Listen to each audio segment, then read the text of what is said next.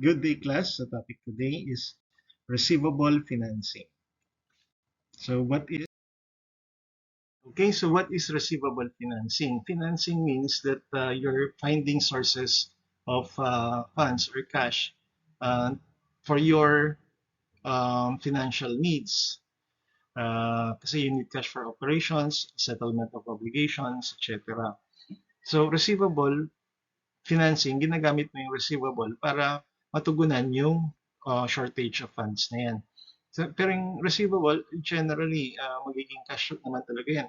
So, gusto mo lang pabilisin. So, ginagamit mo receivable financing. Before that, pwedeng para magamit mo yung receivable, para magkaroon ka ng pera, make use of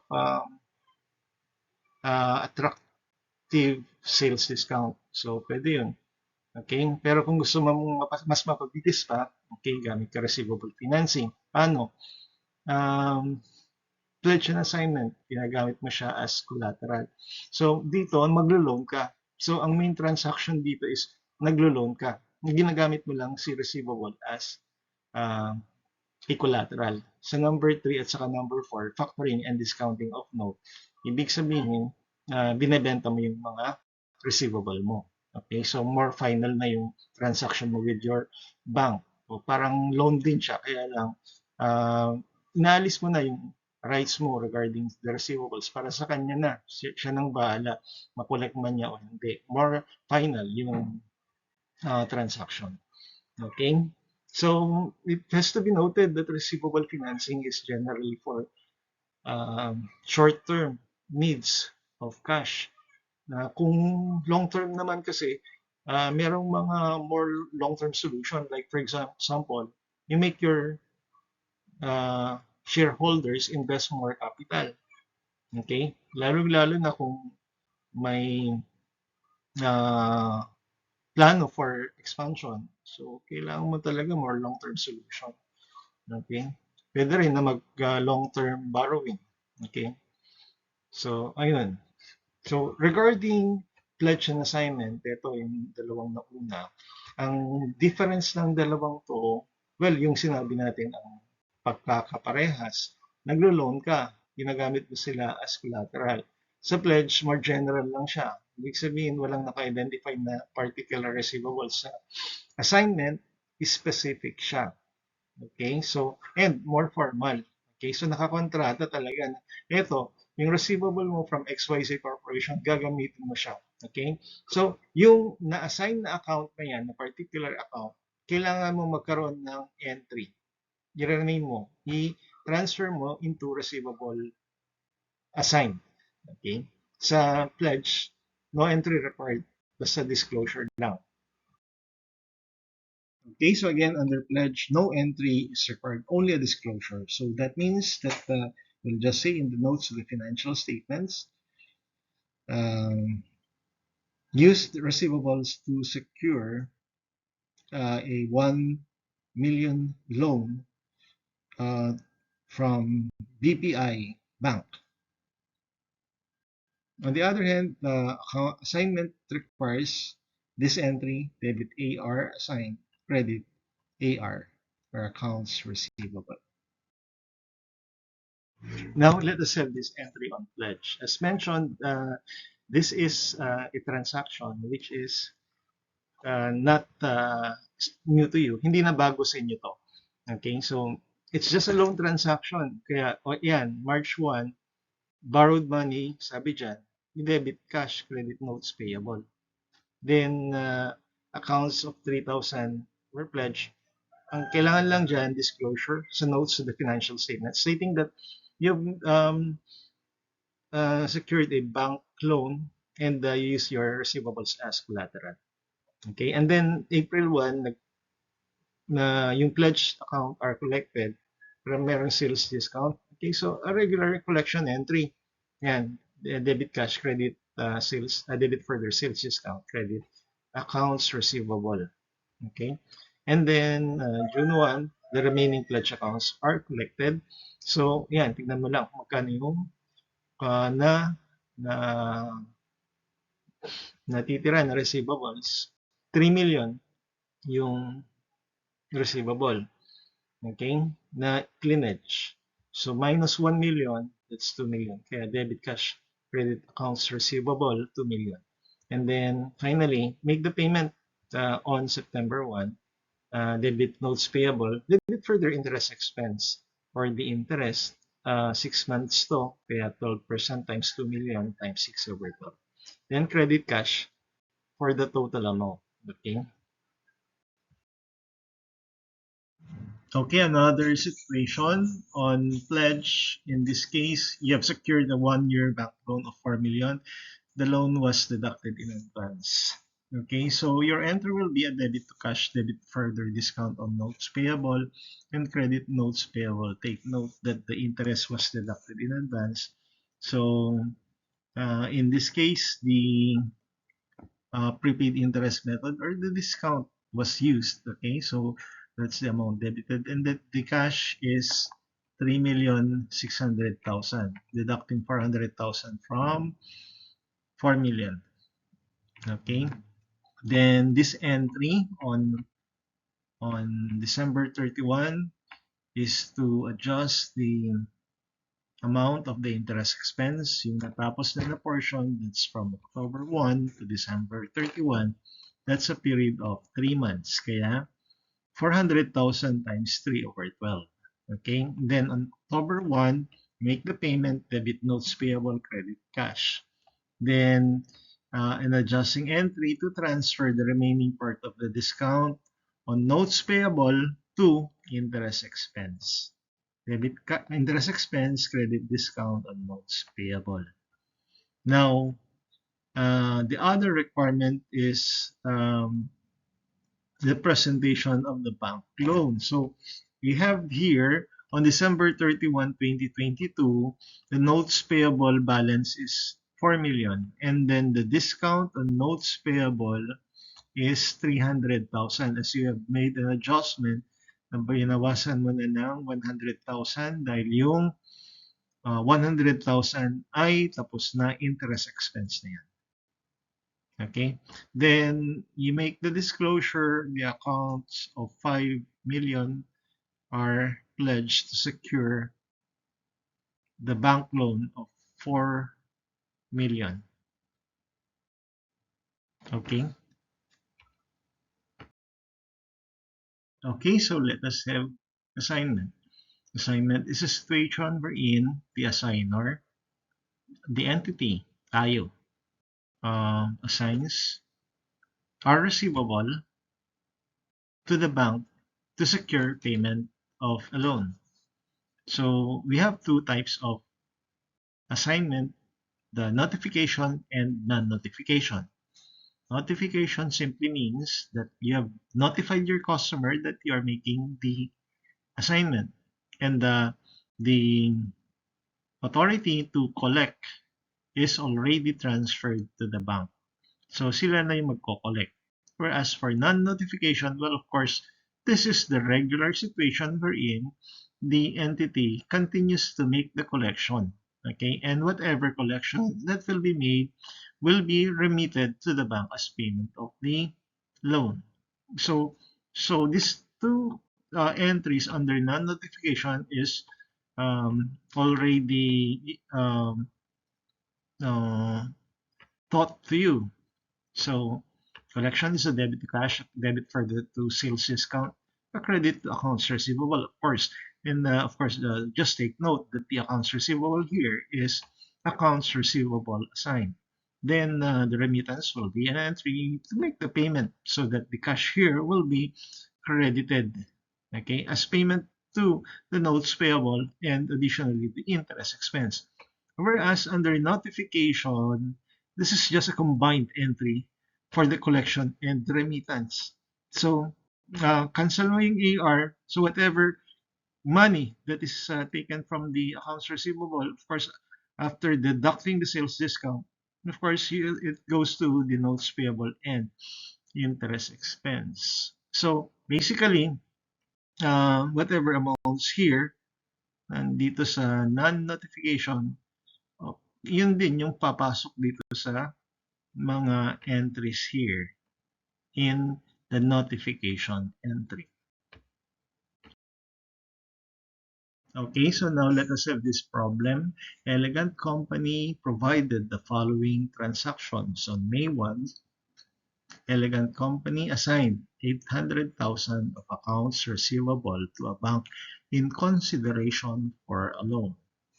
So, a cash advance of 80% less service charge of 20% was made by the latter. It was agreed that the interest of 2% per month is to be made and that the assignor continues to make the collections. The entity signed a promissory note for the loan. So, how much is the loan? That's 800,000 times 80%. How much is the cash received? So you just have to deduct the service charge of 20,000. Therefore, this will be the entry. Okay, debit to cash 620, a credit to notes payable, that's 640, and that's actually 800,000 times 80%. And then a debit to service charge 20,000. Of course, the cash is 640 minus 20,000. Now, additionally, first the entry transferring the accounts receivable of 800,000 to accounts receivable assigned. Okay, so debit accounts receivable assigned, credit accounts receivable. Now, entry on May 5 will be, let's read. The entity issued the credit memo to customer for returned merchandise 30,000. The account is one of the assigned accounts. Okay, so debit sales return, credit accounts receivable assigned. Then collections of 500,000 was made, less 2% discount. So credit accounts receivable 500,000, debit sales discount 500,000 times 2%, and debit further cash. That's for the difference or the balance. Okay, you have here 10,000 sales discount, 500,000 times 2%, then cash will be 490,000. Then on June 1, you make the remittance, credit cash for the amount of 502,800. Kasi ang sabi dito, remitted the collections. Magkano yung collection? 490,000. Okay? Yun yung debit to notes payable. Okay? 490,000. Kasi sabi dito, plus 2%. So, dagdag mo yung interest expense 640 times 2%. Okay? So, kung sinabing remitted the collections um, to the bank to apply on the notes payable plus interest, then yung 490, yun yung credit mo dito sa cash. Okay? Pero sabi dito, plus the interest. Kaya yung total cash is 490 times plus 12,800. Then June 7, assigned accounts of 10,000 proved to be worthless. Okay, so you cancel. Alam na natin yung entry dito. Then allowance for doubtful accounts, credit accounts receivable. Then collections of 200,000 was made. No discount was mentioned, so you simply debit cash, credit accounts receivable assigned. Then July 1, final settlement was made with the bank. Binayaran na. Well, actually, so sobra tong 200,000. Kaya kung magkano lang yung balance ng notes payable, that's 640 minus 490, yun yung bayaran mo. Okay? And then, plus the interest, this is 150,000 times 2%. 150,000 dahil eto na lang yung natira after making the payment, first payment of 490, 150,000, the 2% interest is applied for this 150,000 for the period June 1 to July 1. So that's 1 month. So 2% per month, sabi nga dito. Okay, so 3,000. Then, of course, cash will be 153,000. So take note. Again, in this case, a total of 200,000 was collected on June 20. But, of course, hindi mo ibabayad lahat yan dahil susobra na. Okay? So, only the balance will be paid. Okay? Then, the situation also will require na merong transferring na dahil fully paid na nga eh. Therefore, yung balance ng accounts receivable ay i-transfer mo. Yung accounts receivable assigned, ibabalik mo sa accounts receivable. Paano na-compute yun? Siyempre, i-follow up mo yung mga account titles na accounts receivable assigned. So, 800,000 minus 30,000 minus 500,000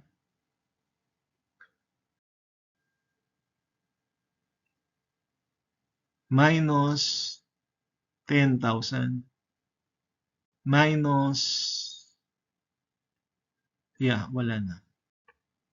So, equals 60,000. Okay, so that will be the amount.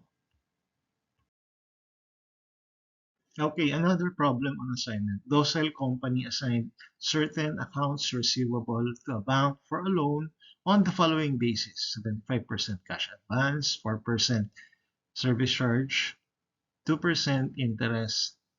The bank makes the collection. So July 1, making the specific assignment to the bank, well, you have two entries required for this. First is the loan, as we already know. Debit cash yan, credit notes payable, and the debit further service charge. So what is the credit to notes payable? That's 1,500,000 times 75%. So that would be 1,125,000. Service charge is based on gross accounts. So 1,500,000 times 4%, that's 60,000. Then the cash will be, of course, the difference. Then on August 1, received notice from the bank that 800,000 of the accounts were collected. So a check was sent to the bank, Mananagayam, for 1 month interest charge. So the entire 800,000 is applicable for the notes payable. So very simple yung entry dito. And then for the interest expense, yun, cash or cash in bank is credited. Okay? That's 1,125,000 times 2%. Then on September 1, received notice from the bank that the assigned accounts of 500,000 were collected in full, and the remaining accounts of 200,000 have been returned. So, eto kasi, pag kinolect mo yung 500,000, sobra-sobra na pambayad sa utang. Pero, syempre, yung bangko siya yung nag-collect. Pero hindi ibig sabihin, kanya na yung sobra, ibabalik niya sa'yo. So, your entry will be a credit to accounts receivable assigned 500,000. Collect na yan, no? Notes payable 325,000 for the balance. Kanang balance. That's 1,125,000 minus 800,000 equals 325,000. Yun yung balance. Okay? Debit further interest expense. So 325,000 times 2%, that's 6,500. And of course, debit further, debit no cash, as the bank will remit back the difference to you. This is the difference. So, ibig sabihin, that's 500,000 minus 325,000 minus 6,500 equals 168,500. Okay? Then, your entry, another entry, debit accounts receivable, credit accounts receivable assigned to transfer back the assigned accounts to the regular accounts receivable. Okay, another assignment problem. Grateful provided the following transactions. July 1, the entity assigned 500,000 of accounts receivable to its bank on a non-notification basis in consideration for a loan. On this date, the bank advanced 400,000 less a service charge of 2%. Okay, so what's the entry for that? A debit to cash, a debit for the service charge, a credit to notes payable. Then the entry for the assigned accounts, debit AR assigned, credit AR, 500,000. Again, 400,000 specified here. The that's a credit to the notes payable. Then service charge, that's 2% of 500,000. Then the cash is the balance. Then August 1 collection, collected 330,000. No mention of a sales discount, so no problem. Debit cash credit AR assigned 330. Now it says here the remittance is the entire 330,000. It will apply to the account on the interest, then the balance principal. So cash is 330,000. Interest is 400,000 times 1%, that's 4,000. And then, of course, the balance of 326,000 is debited to the principal, notes payable. Then, September 1, collected the remaining balance of the assigned accounts, a debit to cash, a credit to accounts receivable assigned. So that is coming from 500,000 minus 330,000. Okay? Ito yung original, 500. Na-collect mo 330. Balance 170. Okay? Then make the final payment. Okay? The notes payable will have a balance of kano ba? 400,000 minus kano yung notes payable na binayaran dito? 326. So balance is 74,000. Okay? Then interest expense is of course ito yung balance on August 1 up to September 1. 74,000 times 1%, that's 740,000. So the total cash remittance is 74,740. Okay, another entry on non-notification assignment, non-notification basis. Okay, so again, the usual, transfer mo yung 1,500,000 debit accounts receivable assigned, credit accounts receivable 1,500,000. Then entry for the loan.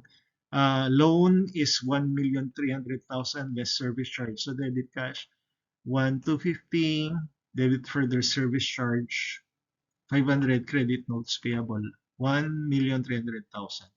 Then for on December 31, you have collected 1 million less discount of 30,000.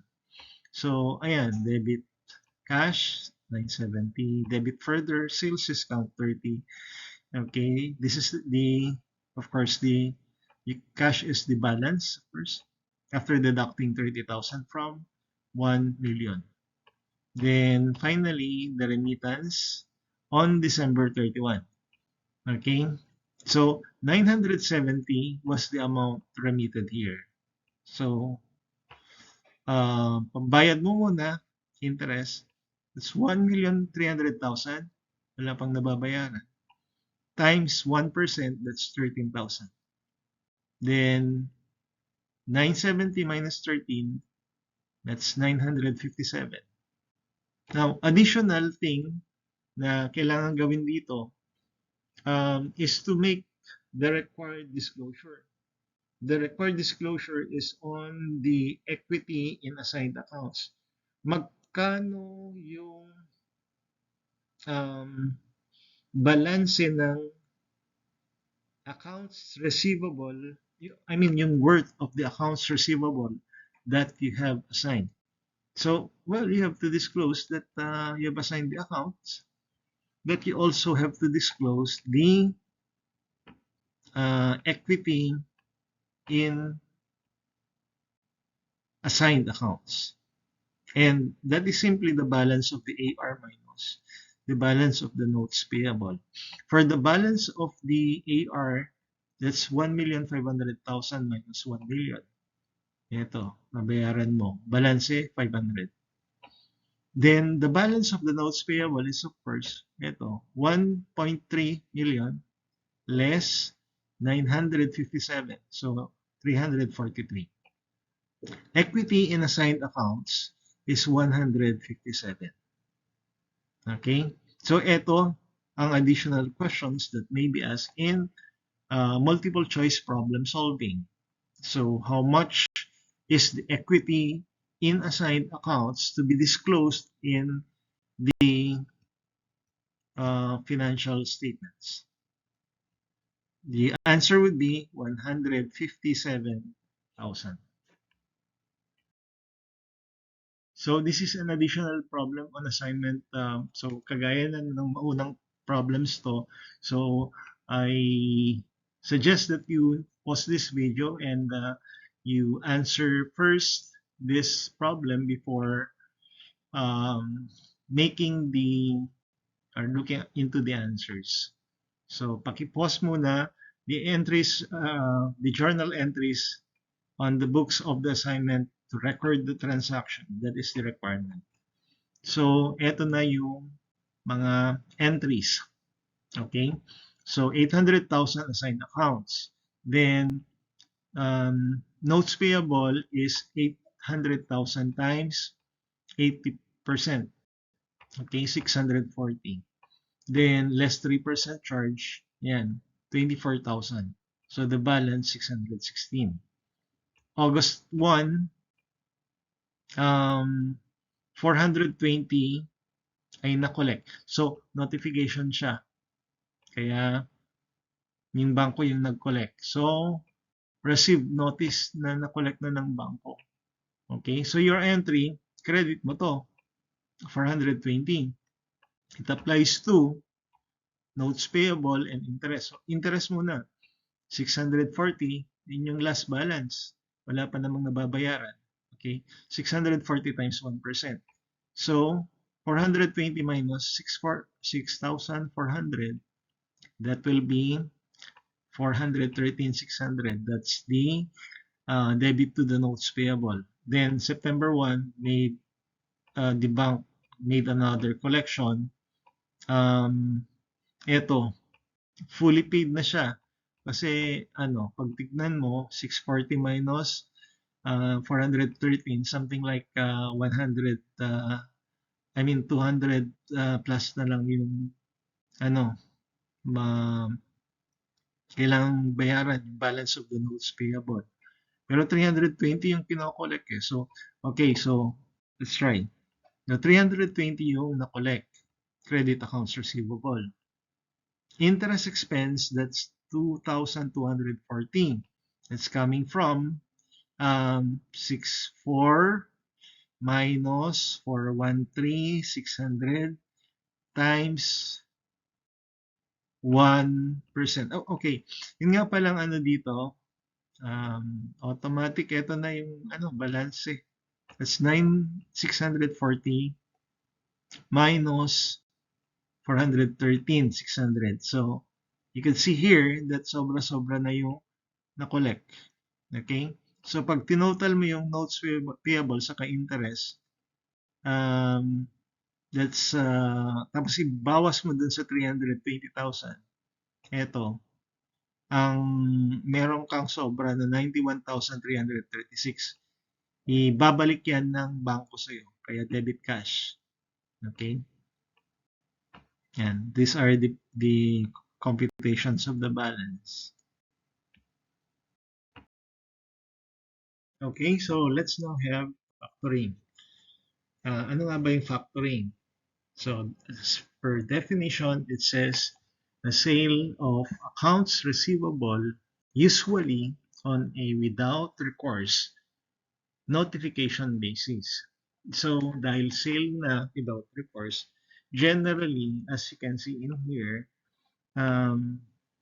yung entry mo will require a credit to accounts receivable. And of course, accordingly, a debit to allowance for doubtful accounts, canceling also the credit balance of the allowance for doubtful accounts. Okay?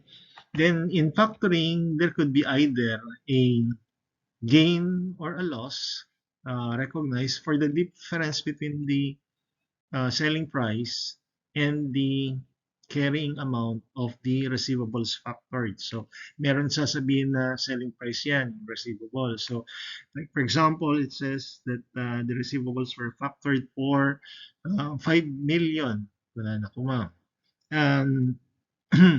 So, you have to compare this with the um, carrying amount. Ano naman yung carrying amount? Siyempre, yan yung accounts receivable minus allowance for doubtful accounts. So, for example, the accounts receivable 6 million, 500,000 yung allowance for doubtful accounts niya. So, you have there 5,500,000 yung carrying amount minus the selling price. So, you have a loss of 500,000. Okay, sa factoring, meron din usually factors holdback. It is used to cover non-credit related risk such as sales, returns, and allowance. So, okay, so ibebenta ko yung the receivables for 500,000. Ibebenta ko. So, yung bangko, sige, babayaran ko. Kaya lang, nag-withhold ako ng 500,000. Ang ibibigay ko lang, 4,500,000. Okay? So, selling price pa rin, 500,000. Yun nga lang, in nag, uh, nagbigay ka ng allowance na 500,000 para kung sakaling merong sales returns, dun manggagaling. Kung wala naman, ibabalik din yan. Okay, so there are two types of factoring. Merong casual, merong continuing agreement. Ibig sabihin, expense, kung continuing agreement, expense mo yung difference between the selling price and the carrying amount. Pero kung casual, okay, the more appropriate account title is loss on factoring. Okay, so here is the simplest example of factoring. So Facti sold 500,000 of its accounts receivable for 4 million. So ano yung 4 million? Yun yung selling price. 5 million, yan yung gross receivables. Allowance for doubtful accounts, 100,000. So, magkano yung loss?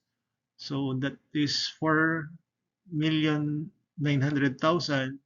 Yun yung carrying amount less the selling price of 4 million. Meron kang loss na 900,000. Ano yung entry? Ganito yung entry.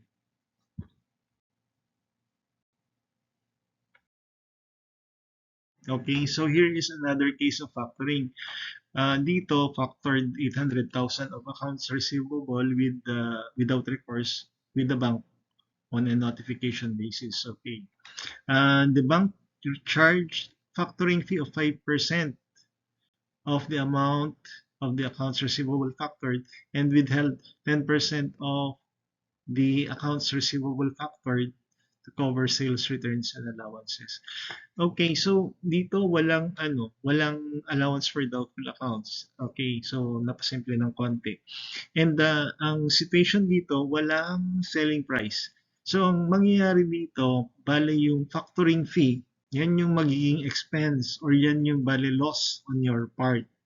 Okay, so ibabawas yan, i-charge yan sa'yo. So basically, ito yung entry. So credit AR, 800,000. Debit receivable from factor. Okay, so that's 800,000 times 10%.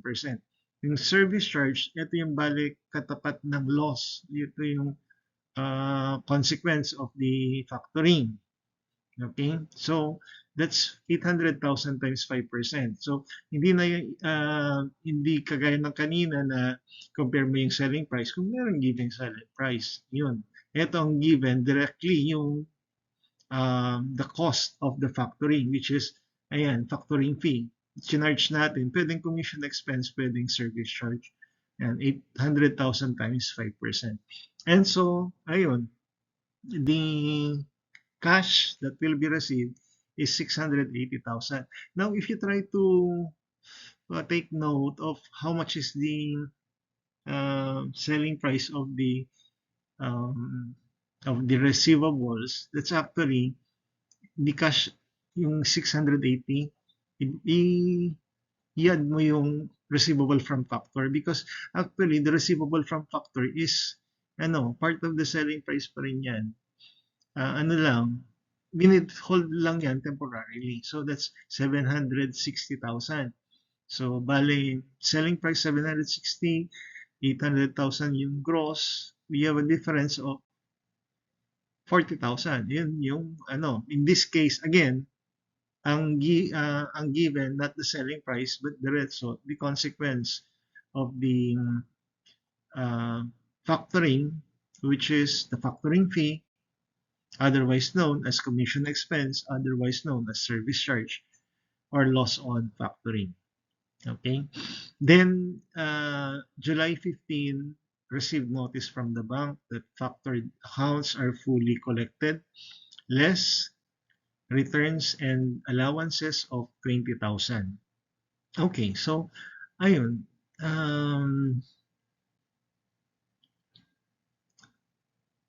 Meron kang returns and allowances, ibawas mo yan sa receivable from factor.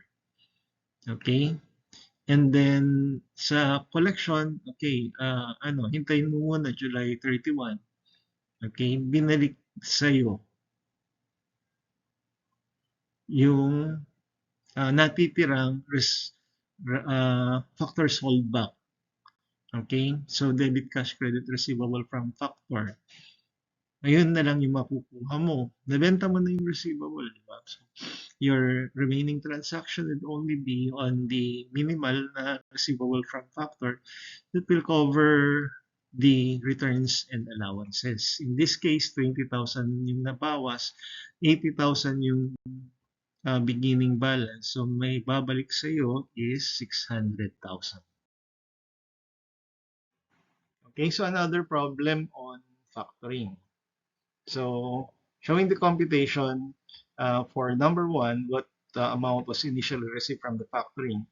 Okay, so we start with the accounts receivable of 6 million. Bawas mo yung factors holdback 10%, commission 15%. Okay, so the net is 4,500,000. Okay, question number two, what is the loss on factoring? Ayan, selling price minus the carrying amount. Okay, the selling price is you deduct the commission that the factor is asking from the gross receivables. Okay, so ang selling price ay 5,100,000. Ang carrying amount naman ay 5,800,000. This is again, first you deduct the allowance for doubtful accounts. And so the difference is loss on factoring na 700,000. This will be the entry. Now take note that the yung commission na sinasabi dito ng 900,000, okay, that's the commission income that the factor is asking. Now, when you are recording, so factoring as a casual factoring, loss ang gagamitin mo. Continuing agreement, expense yung bale loss. Take note that the loss on factoring is not the same as the commission here. Okay? Kasi dito, ibabawas mo yung 200,000 na allowance. Now, take note kasi, that this is the commission income that yung 900,000, ito yung commission income that the factor is asking. Okay? On your part, meron kang 200,000 na allowance for doubtful accounts. Pero ikaw, sa'yo lang yon. Ikaw yung nag-set up nun. Ikaw yung nag-estimate na possible na yung net realizable value of the receivable is um, reduced by 200,000. Pero the customer, or I mean the factor doesn't know this. Basta alam niya lang niya, hindi mo makukolect, baka hindi ko makolect in its entirety yung yung gross ng receivable. So, kaya siya nag-set up ng factoring fee or commission. Okay? So, yung commission, yun yung ine-expect niya nakabawasan dun sa gross receivable. Okay? On your part, the commission expense is actually reduced by the allowance for doubtful accounts. So, yung sa'yo, yung commission expense dito or yung loss on factoring is 700,000, not equivalent to 900,000. Kasi yung 200,000, doubtful accounts expense mo yun. Okay, so another problem on factoring. You have your June 1, nagbenta ka on terms 2, 10, and 30. So your entry is AR, credit sales. Then June 1, factored the account to the bank. So credit mo AR, debit further commission, debit further receivable from factor. So yan yung mga amounts, 5%, 25%. Okay. Additionally, what you have to take note in here, dahil merong discount offered, tapos nabayaran ka naman, bali, ang mangyayari dito, the discount will be parang benefit na no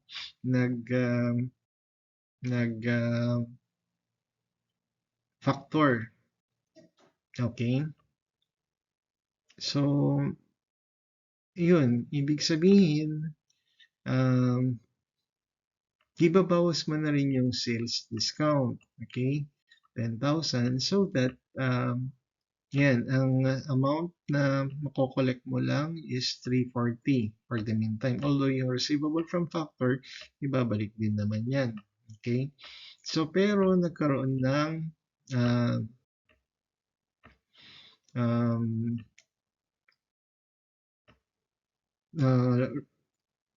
sales allowance na 50,000.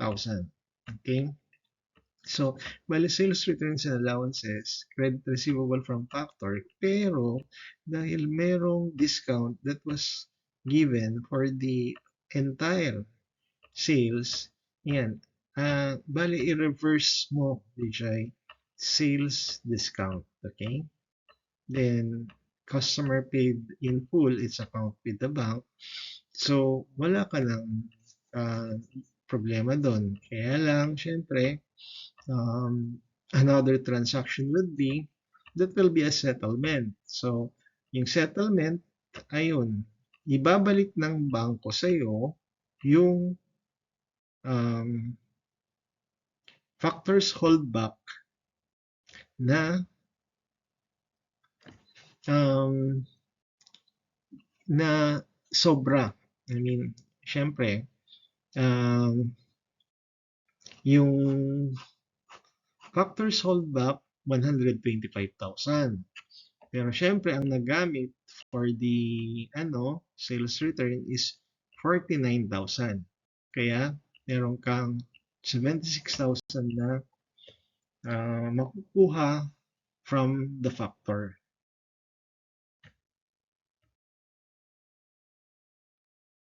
Okay, so here is a problem which is much like the same. Okay, so perhaps you can pause this video for the meantime and try to solve this problem para ma-check ninyo yung understanding nyo with the lesson on factoring.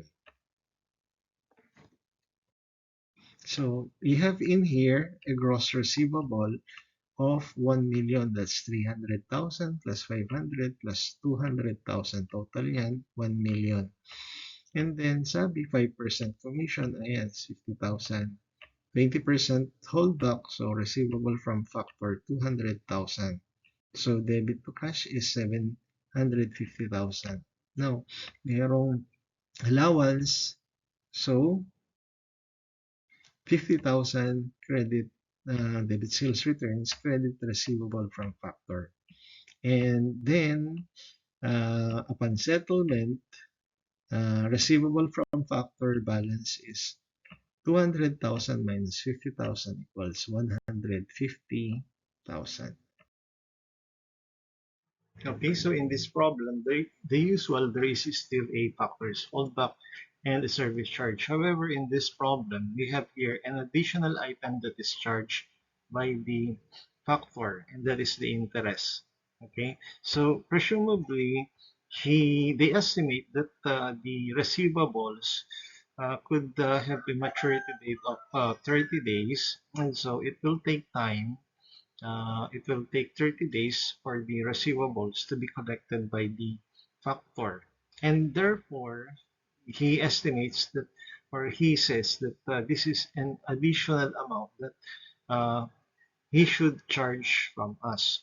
So this is not really an interest expense that will be recorded, but this is a consequence also of the factoring. And therefore, the loss on factoring will include the interest expense or the imputed interest that will cover the delay of the collection of the receivable by the factor.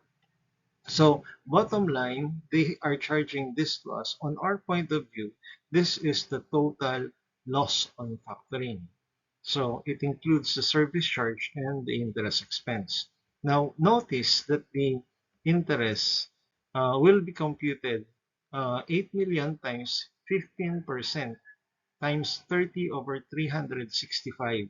So uh, that is because when you use the weighted average time, your divisor for the term of the interest would be 365. In the absence of this statement or phrase, the divisor should be 360. The normal uh, rule regarding computation of interest, which is you make use of the 360 total number of days in a year.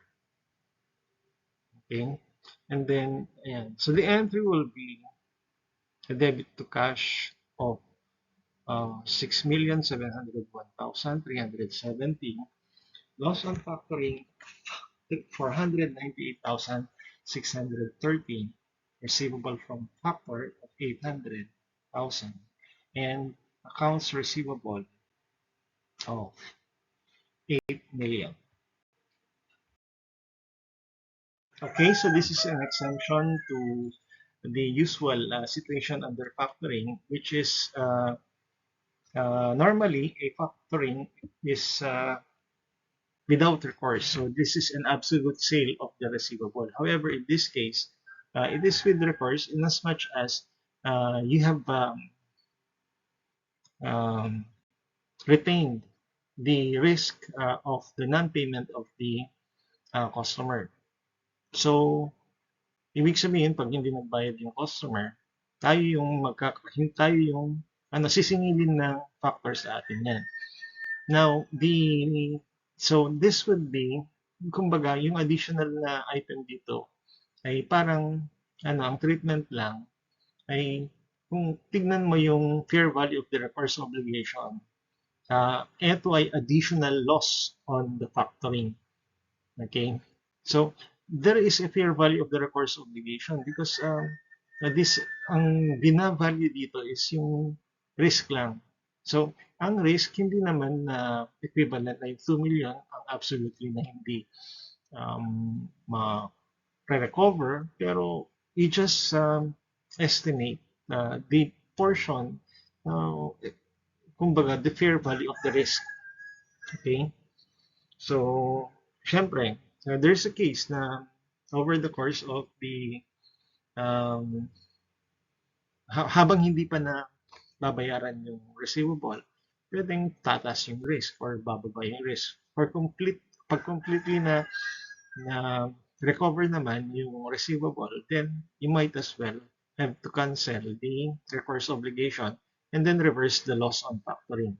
So, bali, i-reverse mo yung recourse liability debit mo, credit na yung loss pag within the same year yan. Okay? However, kung the following year na, then you might consider recording a gain um, from recovery of receivables, something like that. Okay, so let us now have discounting of note. So discounting of note, ibig sabihin dito, uh, discounting of note na ano to na as part of receivable financing. Okay, so pag discounting of note, ibig sabihin discounting of notes receivable to. Okay, so iba yung discounting of your own note.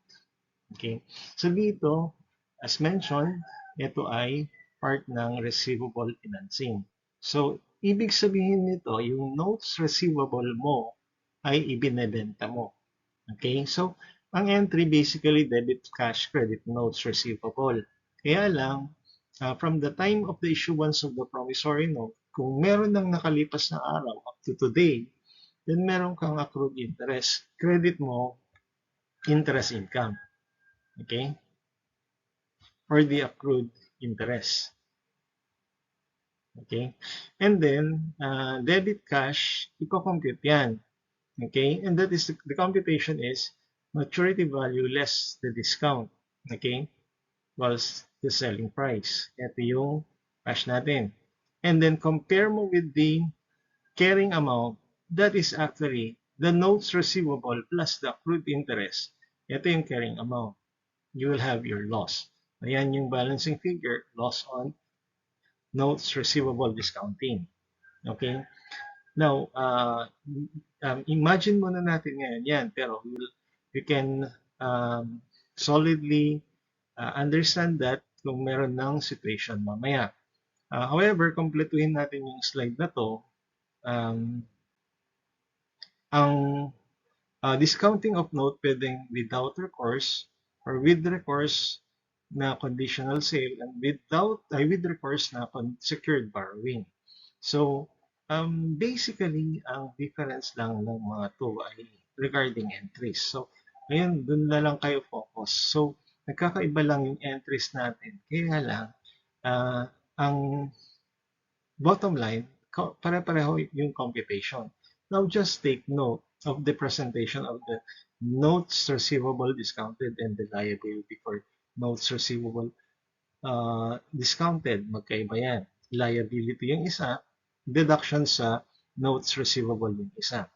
Okay, and take note of what happens if with recourse yung situation. Na pag with recourse yung situation, meron kang further entries. These are pertaining to the non-collection pag na-dishonor yung notes receivable. Okay, so ibig sabihin, magiging accounts receivable yung babayaran mo. Sisingilin ng other party or ng bank sa'yo yung yung hindi na-collect. Okay? So, pag sisingilin sa'yo, it will be debited to AR. Kasi you will continue to collect from the customer. Ikaw na ngayon mo magko-collect dahil hindi pumayag na magbayad yung customer to the bank.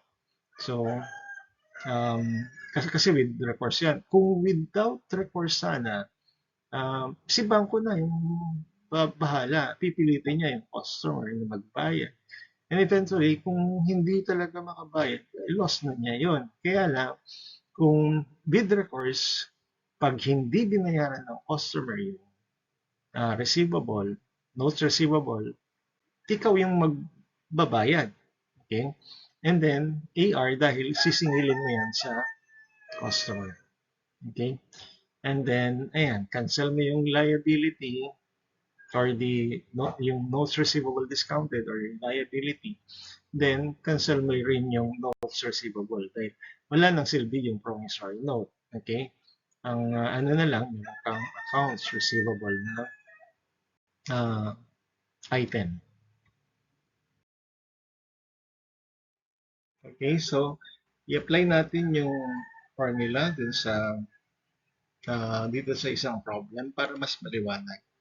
Okay, so the pro forma entry is a debit to cash, debit further loss on notes receivable discounted, credit notes receivable.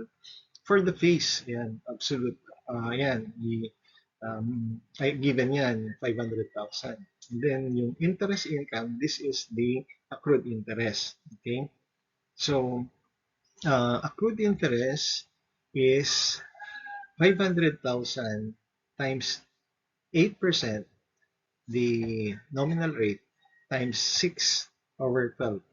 Bakit? Ano yung accrued interest? Yung interest from the date of the issuance of the promissory note up to today. So sabi dito, after holding the note for 6 months, yun. So accrued interest is 6 months. Okay? So yan, 20,000 yun. Yung total ng notes receivable, principal, at saka yung interest income, yung accrued interest, that is the carrying amount of the notes receivable. Okay? Now, in computing for the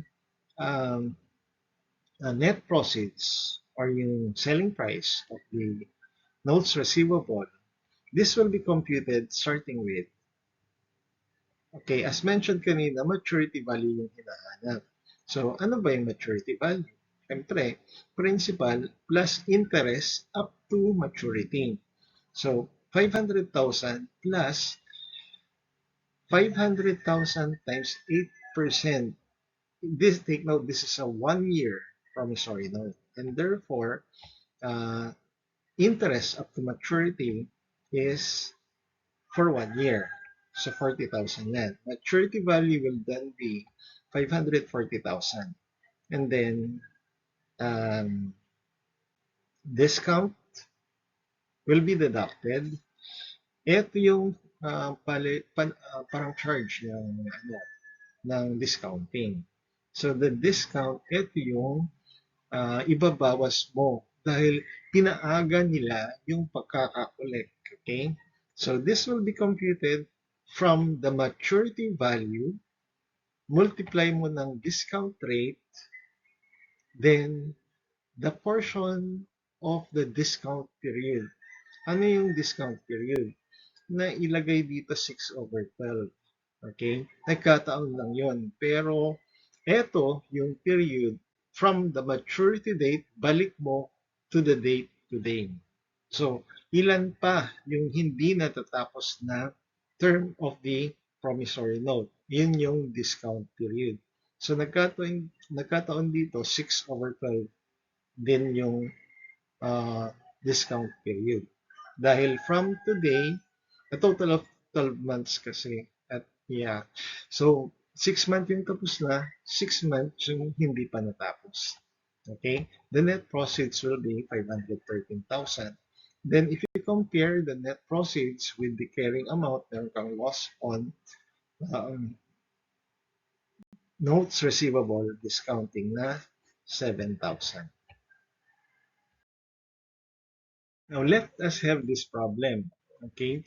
Take note here, ang iba dito kasi, kung titignan mo, non-interest bearing yung notes receivable.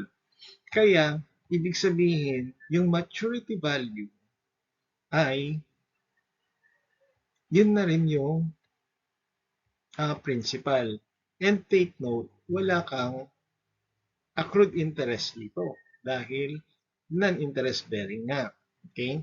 So, ang mangyayari, the amount received from the notes receivable discounting is the maturity value, na yun na rin yung principal, minus the discount.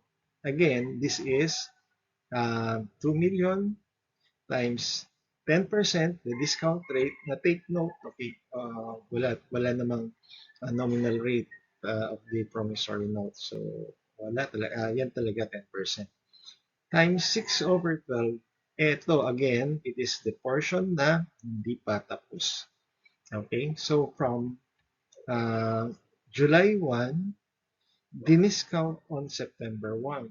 So that is July, August, September. 2 months yung tapos na. Dahil total of 8 months yung promissory note, ibig sabihin 6 months yung hindi pa tapos. Okay, so we have 100,000 discount. Therefore, the net proceeds is 1,900,000. Okay, and then if you compute for the loss on notes receivable discounting, again, that is selling price or the net proceeds, compare mo with the carrying amount. Okay?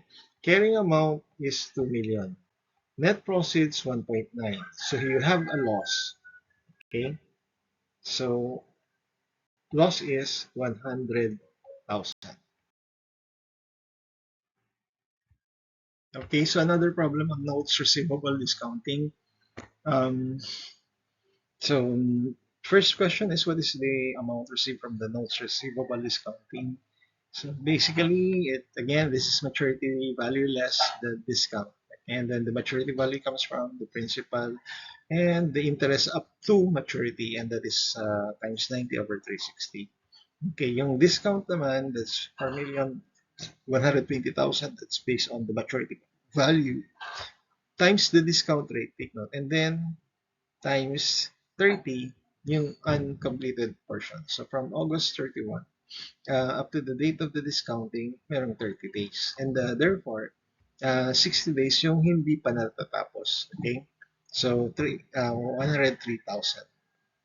And then the net proceeds will be 4,100, 4,017,000. So it's letter A. Okay, and then for the loss on discounting, you have principal plus accrued interest. That's the interest na natapos na. That's 4 million times 12% times 30 over 360. So carrying amount is 4,040,000. The net proceeds is 4,017,000 as computed a while ago. So the loss is letter B, 23,000. Okay, so another problem for us to practice. Stop or pause this video for the meantime and then try to solve this one. So the first question is, what amount should be reported as net proceeds from the note receivable discounting? So again, the formula for this is maturity value less discount. That will be the proceeds, net proceeds. So again, um, the maturity value is coming from the principal plus the interest um, for the whole term of the loan. So, ibig sabihin, up to maturity. So, that is 6 million multiplied by 10% times 6 months yan, kaya 6 over 12. And then, the discount will be computed based on the maturity value times 12%, the discount rate, times 4 over 12. Again, the term is the discount rate or the discount period. Ibig sabihin, yung hindi pa natapos na term of the loan. Since June 30 yung umpisa, no, it's April 30 yung term of the or issue date of the notes receivable, and then yung discount happened on June 30. So, tapos na yung 2 months. 2 months yung tapos na. That would be May and June. And then, um, ibig sabihin, 4 months yung hindi pa natapos. So, times 4 over 12 yung discount period. Okay? Now, second, so the answer would be, and letter C. Then, second question, what amount should be reported as loss on note receivable discounting? So, you compare the carrying amount minus the proceeds or the selling price. So the carrying amount is the principal plus the accrued interest. Yung accrued interest, yun yung tapos na up to this date. Okay, so this date means this is the date of the discount. That's June 13. So, ang tapos na, 2 months. Okay? So, 6 million times 10% times 2 over 12. Then, the proceeds is already as computed a while ago. The comparison will lead us to a loss, which is um, because the carrying amount is greater than the selling price. Okay, so another problem. Parehas din lang to. They have here the computation of the amount of cash received, which is the selling price or the net proceeds. Okay, again, this is coming from the maturity value less the discount, and the maturity value comes from the principal plus 2 plus the interest up to maturity date. So, kaya 6 over 12 yan. Ito usually yung mga terms na medyo nagkakabali-baliktad.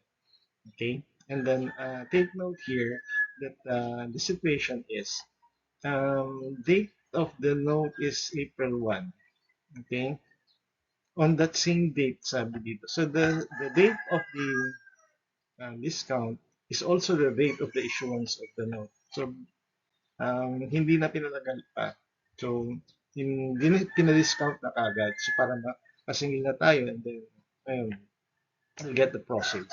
We'll get the finances or the cash coming from the receivable immediately. Okay? So ayan.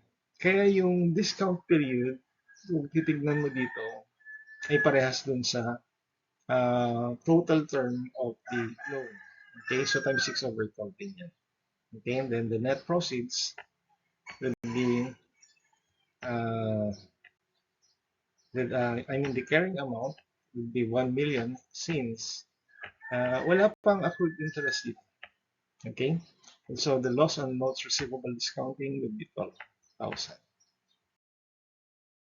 Okay, so here is another practice problem na pwedeng kayang-kaya nyo nang i-solve, kaya lang meron lang po konting pagkakaiba. So pwedeng i-pause nyo muna yung video so that pwedeng ma-test kung kaya nyo to before trying to look into the solution.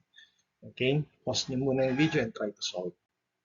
So moving forward, you see here that yung computation of the maturity value is 500,000 plus 50,000. Okay? So, but 500,000 lang. 1 million yung notes receivable.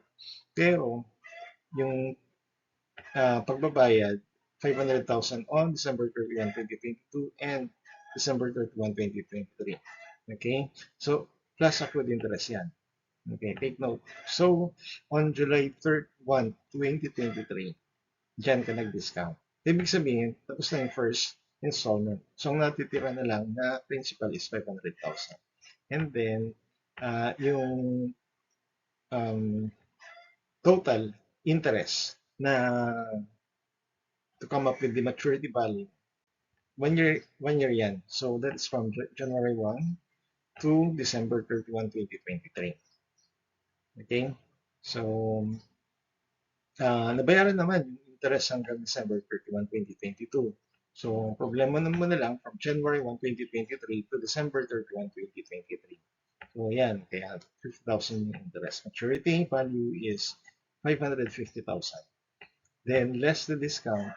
Again, that's coming from the maturity value of 550 times the discount rate of 12% times 6 over 12. 6 over 12 is the remaining period to maturity from the time of the discount. So discount date is July 1, maturity is December 31. So that's 6 months kaya times 6 over 12 yan. Okay? So the answer will be 517,000, letter D. Okay, and then number 2, what amount should be recognized as loss on notes receivable discounting? Loss daw. So again, that's the carrying amount less the proceeds. So the carrying amount is 500,000 plus 25,000. Ano, paano na-compute to? 500,000 times 10% times 6 over 12. Saan galing yan? Okay, from yung 6 over 12, it's a period from January 1, okay, 2023 up to July 1, 2023. Kaya 6 months yan.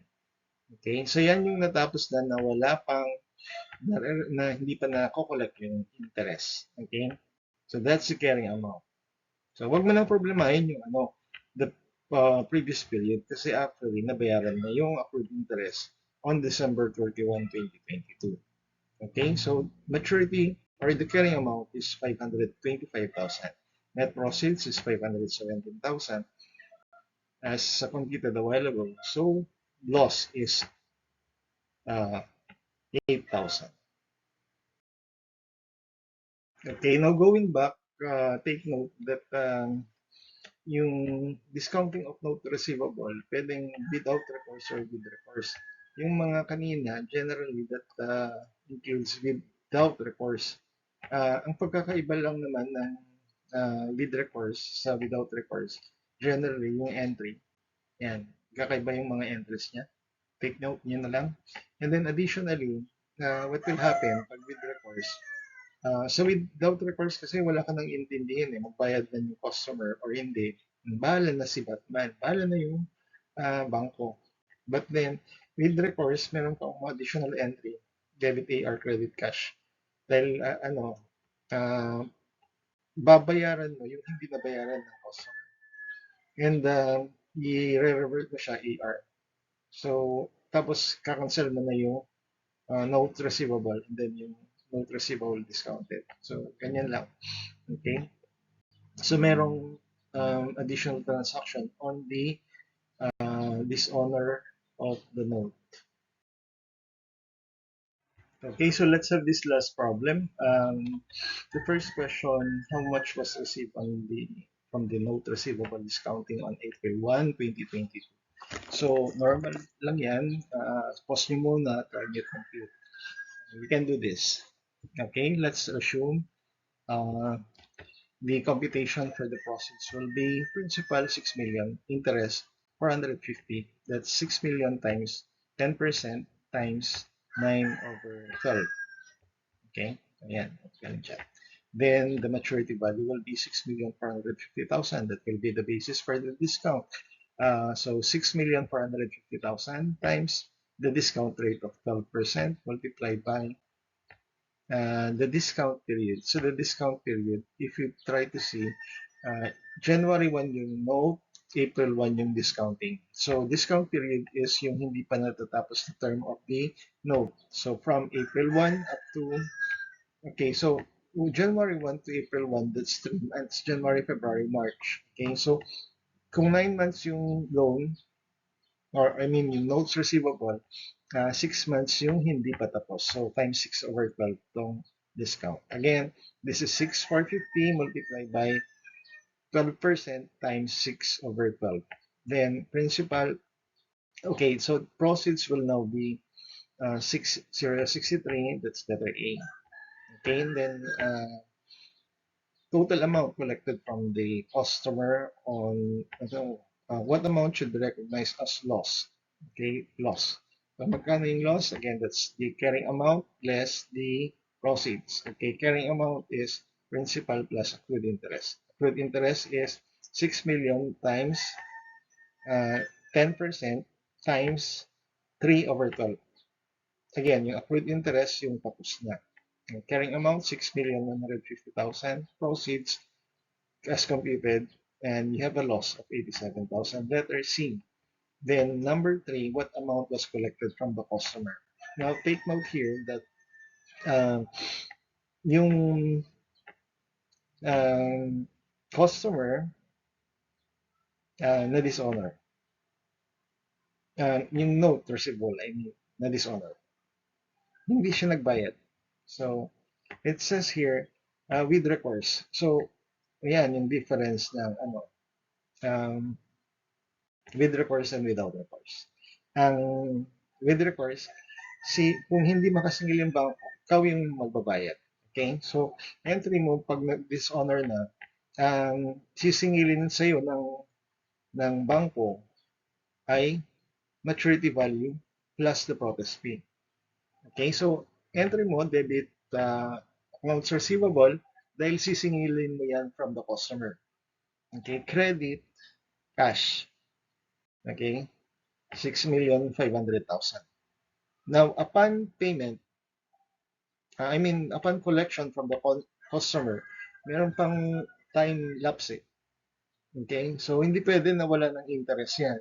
So, normally, yung accounts receivable, walang interest. Kaya lang, in this case, ng notes receivable na dishonor, dapat continue yung interest niya. Kaya, yan, i-collect daw natin additional 12% interest on the total amount due.